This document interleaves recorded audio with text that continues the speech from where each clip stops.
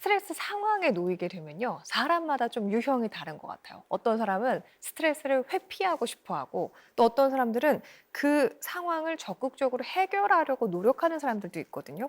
어떻게 하는 게 더 좋은 방법일까요? 그러니까 그게 이제 사람마다 아주 타고난 이제 성격 차이 또는 이제 교육 차이 여러 가지가 있는데 어 이게 참 어떤 것이 좋다, 어떻게 해야 좋다 이런 무슨 정답이 있는 건 아닌데 자기가 자기 몸을 제일로 잘 알고 그다음에 가장 잘 아는 사람이 부모들이에요. 부모. 가장 잘 아는 부모가 그 자식들을 위해서 여러 가지 조언을 하면은 들어야 되는 게 당연한데 요새 젊은 사람은 정반대로 해.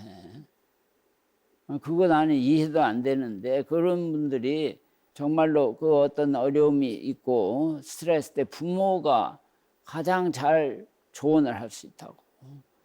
그러면 거기에 따라서 최소한 심각하게 그걸 생각해 보고 그리고 누구보다도 그 말을 따라서 뭘 해봐야 되는데 그런데 부모 말고 더 큰 정말 도움을 주는 사람은 결국 우리 믿는 사람은 하나님이죠. 그러니까 우리가 해결 못하는 것을 해결할 수 있는 분이 하나님이라는 걸 왜냐하면 세상을 창조하신 하나님을 우리가 믿는다 하면은 정말로 제대로 믿으면은 하나님한테 간구를 하는 것이 제일로 좋죠.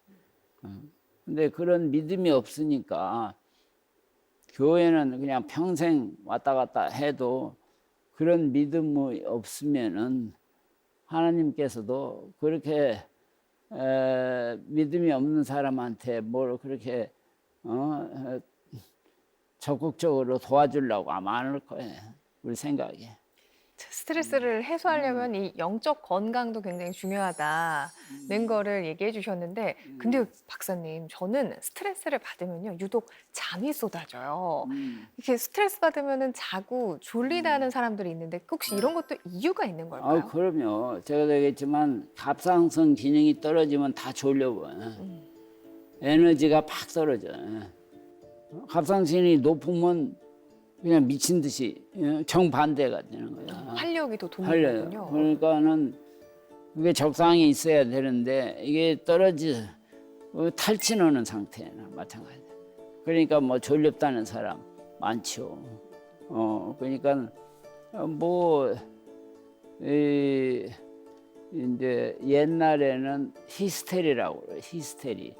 근데 요새는 그걸 이제 기능적인 신경성 질환이다 이런 이제 병명으로 하는데 이게 우리 정신이 얼만큼 우리 몸을 조정하냐면은 그렇게 엄청난 스트레스 속에 있으면은 물이 안 넘어가요. 목구멍은 멀쩡한데 물을 마시라고 해서 했는데 입에서만 있어. 이게 꿀떡 삼키지를 못하는 거예요. 그리고 요새도 제 주위에 이제 그런 분이 몇 분 계신데 이렇게 걷다가 갑자기 걷지를 못해. 다리가 땅에 붙어버렸어요. 걷지를 못해 앞으로. 그것도 다리는 멀쩡한데 스트레스 때문인 스트레스 건가요? 때문에. 이게 얼만큼 우리 그 정신 스트레스가 우리 몸을 작용한다는 그건 뭐 보통 사람들 그런 걸 겪지 않은 사람 상상하기 힘들죠. 그러나 옛날부터 육체는 마음의 정이다 그랬어요. 모든 육체가 이 마음이라는 건 정신과 느낌을 합해서 마음이라고 해요. 이것이 어떻게 조정하냐에 따라서 그 육체가 그렇게 변동을 한다니까. 그렇군요. 그러니까는 이런 스트레스를 지나치게 받으면 우리가 상상도 못할 병 그런 게 생기는 거야. 그럼 스트레스 받아서 잠이 쏟아질 때는 그냥 그 잠을 잠을 받아들이면서 그냥 편하게 숙면을 받아들이고 취하면 자고 될까요? 일어나면 돼. 아, 그렇군요. 그마저도 스트레스로 받아들이지 않는 게 중요하겠군요. 그렇죠. 근데 또 보면은 박사님 굉장히 바쁘시잖아요. 그렇죠. 아직도 활발히 강의도 많이 하시고 이렇게 강연도 많이 해주시고 스트레스를 많이 받으시지 않을까 싶은데 혹시 박사님만의 스트레스 해소법이 있으실까요? 있죠. 첫째, 모든 것을 내 생각으로 즐기려고 생각을 해. 그러니까 내가 하는 이런 강의 뭐 이런 걸 내가 이걸 통해서 뭔가 많은 사람들한테 도움을 주면 좋겠다. 우선 생각을 그렇게 도움을 줄지 안 줄지야 모르지. 그러나 주고 싶다는 그 마음이라든지 그리고 이렇게 나 때문에 이거 듣는 사람 한 사람이라도 가령 예수를 믿어보겠다는 사람이 생겼다 하면은 그것처럼 이게 내가 잘한 일이 어디 있겠어. 그런 생각을 해보는 거예요. 그러고는 이제 지난번에도 얘기했지만 그렇게 좀 어떤 저도 이제 암 환자를 많이 다루니까 아직도 못 고치는 암을 다루려니까 이제 어느 때는 너무나 안타까워 가지고 그 생각을 하면 잠이 안 와. 그냥 그 하나뿐이 없는 젊은 대학생이 죽어가는데 그 엄마의 그 애절함을 보면서 그냥 잠이 안 와. 근데 이런 때는 저는 뭐 그림을 그리든지 책을 읽든지 아니면은 제가 할 수 있는 색소폰이나 클라리넷을 그 옛날 무슨 클래식 뮤직을 아니면 찬송가를 내가 불어보면은 훨씬 마음이 가라앉아. 그 생각이. 그러니까는 하여간 뭐 바쁜 가운데 지내야 이런 스트레스도 훨씬 해소가 돼. 그러니까 시간이 많을수록 이 잡생각이 많이 드는 거야. 자기가 하고자 하는 일, 좋아하는 일을 계속 할 수 있다는 건 큰 축복이야. 그러니까 또 낮에 같으면 시간이 있으니까 저는 이렇게 비행기 타는 걸 굉장히 좋아해. 이게 14시간씩 타고 다니는데 다른 사람은 그 지루하다고 하는데 저는 굉장히 즐거워, 비행기 타는 게. 왜냐하면은 항상 이 비행기 탈 때마다 옛날 우리가 어려서 저는 군산에서 자랐는데 그 비행장이 있어가지고 제트기가 이렇게 뜨면은 야, 내가 언제 저런 걸 타보냐. 그런 그 당시에 비행기 타는 건 이병철 같은 부자나 타지 다른 사람은 그냥 꿈속에서나 타보는 거야. 그리고 또 미국을 왔다 갔다 한다는 건 무슨 외교관 아니면 갈 수가 없었어. 그러니까 그런 생각을 하면서 내가 비행기를 딱 타면은 야, 내 팔자가 이렇게 좋을 수가 있을까. 그리고 하나님이 나를 정말로 이렇게 참 인도를 잘하셨구나. 이런 감사한 마음이 딱 이제 그런 생각을 우선 하고 딱 비행기에 앉았으면은 아주 그냥 황홀해진다니까. 그러니까 뭐 지루하거나 이런 생각이 전혀 없어요. 그렇군요. 그 생각이 그만큼 우리 몸을 만들어요.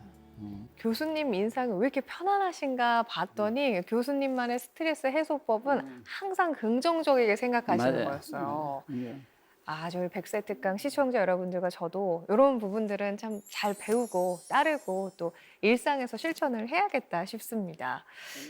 근데 또 보면요, 스트레스가 심해지면은 이게 우울증으로 발전을 하기도 하잖아요. 당연하죠. 근데 스트레스와 우울증은 분명한 차이가 있을 텐데 의학적으로는 어떤 차이를 좀 구분해서 설명해 볼 수 있을까요? 그게 사실은 둘이 연관이 돼 있어요. 그러니까 스트레스가 많으면 우울증도 오고 또 우울증이 많으면 스트레스가 생겨요. 그러니까 양쪽으로 서로 연관이 돼 있어요. 그래서 그게 이제 몸에서 생기는 생리적인 변화가 그렇게 돼 있어요.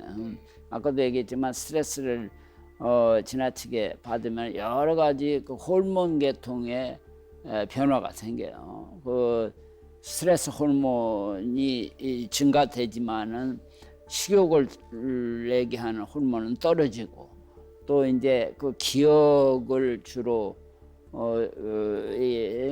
연관시키는 히포캄퍼스라는 그 이제 뇌 부분이 이게 쫄아들어요. 그 기억력이 떨어진다니까, 스트레스를 받으면은. 그리고 그러니까 이제 감정도 이게 그냥 극에서 극으로 왔다 갔다 해.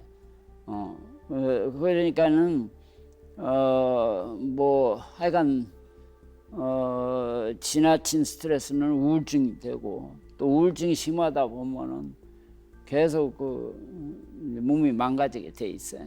그 생리적으로. 그러니까는 뭐 정말 우리가 스트레스에 있다 그러면은 어떻게든지 그걸 완화시키도록 여러 가지 자기 나름대로의 그 방법을 평소에부터 좀 이렇게 찾아내도록 해야 되는데, 요새 젊은 친구들은 스트레스가 있다고 그러면은 삼겹살에 소주에다가 담배 피고, 그게 나쁜 것을 다 몰아서 한꺼번에 하더라고. 그러니 그게 해소커녕 완전히 몸을 망가뜨리니까, 그 몸을 망가뜨리면 더 그게 문제가 생긴다니까. 그럼 박사님께서는 그런 젊은 층들에게 이것이 올바른 스트레스 해소법이다라고 조언을 주신다면 어떤 방법들을 좀 전해주시겠어요? 그러니까 저는, 제가 물론 크리스찬이니까, 우리 몸을 창조하신 분은 하나님, 그리고 하나님은 못하는 것이 없는 그 전지전능하신 하나님이라고 우리가 늘 사도신경에서 얘기하고 있잖아요. 세상을 창조하신 하나님을 믿는다.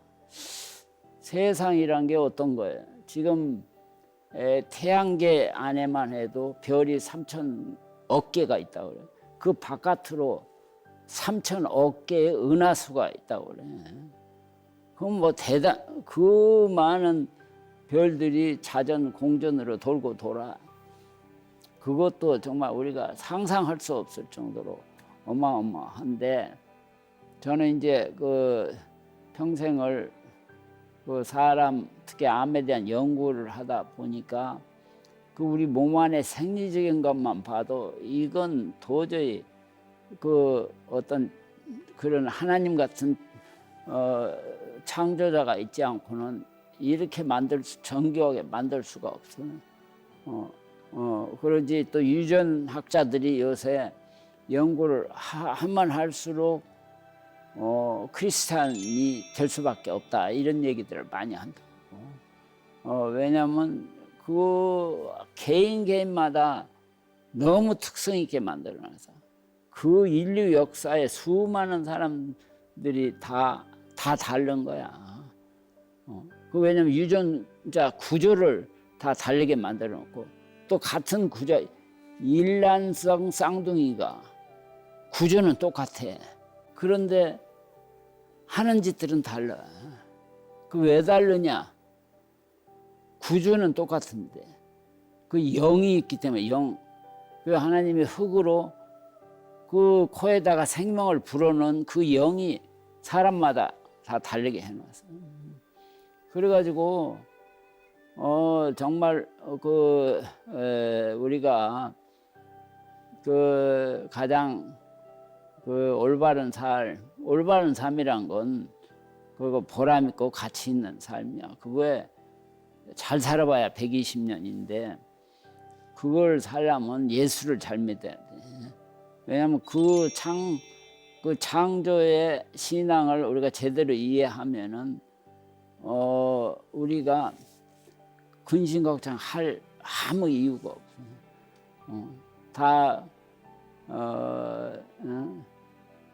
모든 것을 해결할 수 있는 방법이 성경에 다 써 있어, 사실은.